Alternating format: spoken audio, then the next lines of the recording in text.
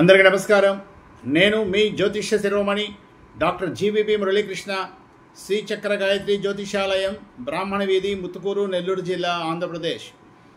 దేవీ నవరాత్రుల్లో అత్యంత విశేషమైన రోజు సెప్టెంబర్ 29 సోమవారం. ఎందుకని అంటే ఆ రోజు మూలా నక్షత్రం, సరస్వతి అమ్మవారి జన్మ నక్షత్రం.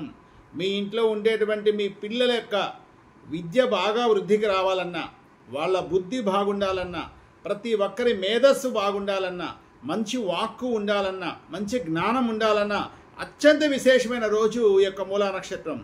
దయచేసి ఇప్పుడు నేను చెప్పేది అందరూ విని ఇది పాటించిన ప్రయత్నించండి, చాలా మంచి ఫలితం వస్తుంది.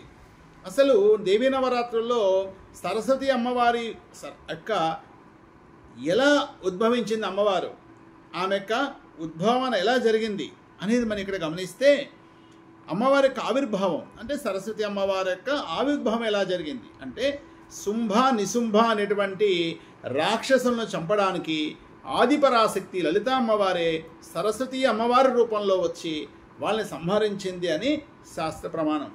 అయితే ఈ సరస్వతి అమ్మవారు మూలా నక్షత్రం రోజునే ఉద్భవించింది, ఇది గుర్తుపెట్టుకోండి. కనుక సరస్వతి అమ్మవారి జన్మ నక్షత్రం మూలా నక్షత్రం. ముఖ్యంగా ఆశ్వీజ మాసంలో వచ్చే మూలా నక్షత్రం చాలా విశేషమైనది. ఈ సోమవారం వస్తుంది. అయితే ఆ రోజున ఉదయం అవకాశం ఉంటే 6 గంటల నుంచి 7 గంటల మధ్య కానీ, లేదా మధ్యాహ్నం 12 గంటల నుంచి 12:20 మధ్య కానీ, లేదా సూర్యాస్తమైన తర్వాతైనా సరే విశేషమే.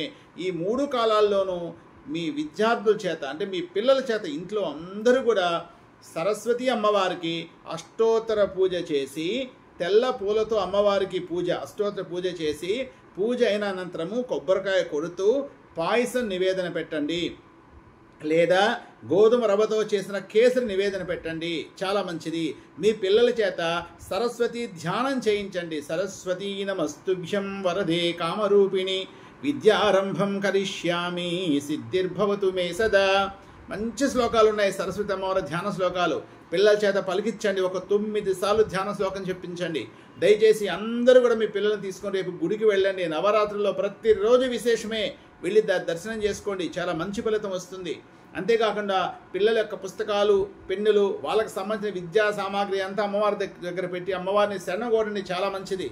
మూలా నక్షత్రం అనేది కేతు గ్రహ సంబంధమైన నక్షత్రం, సరస్వతి అమ్మవారి జన్మ నక్షత్రం. కాబట్టి విద్యా గణపతిని కూడా ఆరాధిస్తే రేపు చాలా మంచి ఫలితం వస్తుంది, గుర్తుపెట్టుకోండి. దయచేసి నేను చెప్పిన సూచన అందరూ పాటించి మీ పిల్లలందరూ విద్యలో వృద్ధికి రావాల్సిందిగా కోరుకోండి. ఏ అమ్మవారైనా ఆదిపరాశక్తే కనుక అమ్మవారి ధ్యానం చేయండి. ముఖ్యంగా నవరాత్రిలో ప్రతిరోజు లలితా సహస్రనామం చేసుకుంటే ఇంకా మంచిది. ముఖ్యంగా మూలా నక్షత్రం రోజున మాత్రం సరస్వతీ మాత ధ్యాన శ్లోకాలు చేయండి. ఒక్క మూలా నక్షత్రం రోజునే కాదు, ఎప్పుడూ చేసుకోండి. ప్రతి సంవత్సరము కూడా గుర్తుపెట్టుకోండి, దేవీ నవరాత్రుల మూలా నక్షత్రం చాలా విశేషం. అంతేకాదు ప్రతి నెల మూలా నక్షత్రం వస్తుంది. మూలా నక్షత్రం రోజున మీ ఇంట్లో సరస్వతి అమ్మవారికి అష్టోత్తర పూజ చేసుకొని అమ్మవారికి నివేదన పెట్టి పిల్లల చేత ధ్యాన శ్లోకాలు చెప్పించిన ప్రతి నెల కూడా ఇది ఫాలో అవ్వండి, చాలా మంచి ఫలితాలు వస్తాయి. కాబట్టి మూలా నక్షత్రంలో సరస్వతి అమ్మవారి అనుగ్రహం మీ అందరి మీద ఉండాలని, ముఖ్యంగా అవకాశం ఉంటే సరస్వతి అమ్మవారి గుడులు ఎక్కడున్నా వెళ్ళండి. కుదరలేదు ఇంట్లో అయినా సరస్వతి అమ్మవారి పట్టణం దగ్గర తేనె నివేదన పెట్టండి, చాలా మంచిది.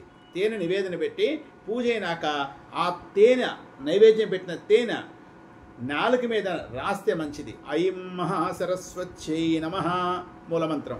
ఈ మంత్రంతో ఒక 3 సార్లు నాలుక మీద రాస్తే మీ పిల్లలు ఎవరన్నా మాట సరిగా రాని వాళ్ళు, మాటలు రాక ఇబ్బంది పడేవాళ్ళు మంచిగా మాట తీరు ఉంటుంది. దయచేసి గుర్తుపెట్టుకోండి. ఇప్పటికే విద్యలో వెనకబడిన మీ పిల్లలు ఉండొచ్చు, ఎవరికైనా సరే ఈ మూలా నక్షత్రం అత్యంత విశేషం.